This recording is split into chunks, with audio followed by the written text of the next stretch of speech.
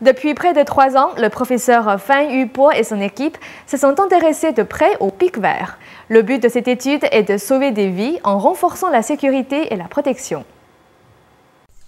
Imaginez vous cogner violemment la tête 12 000 fois par jour contre un arbre. Si vous y arrivez, vous aurez une certaine idée de ce que ça fait d'être un pic vert.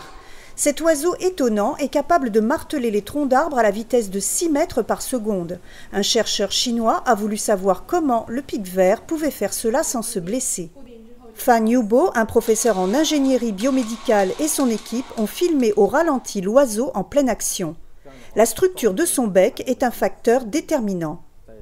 Dans des conditions normales, la majeure partie de la pression est concentrée sur la partie inférieure de son bec durant l'impact.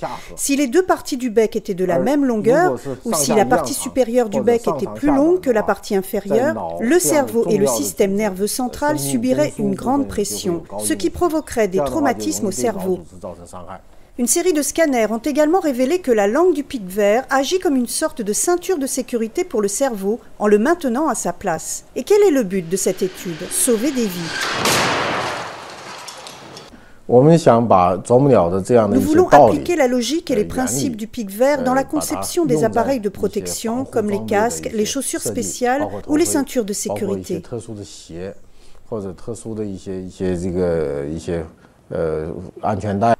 Selon une enquête du consortium européen sur les traumatismes du cerveau datée de 2001, les traumatismes du cerveau sont les principales causes de décès chez les jeunes adultes.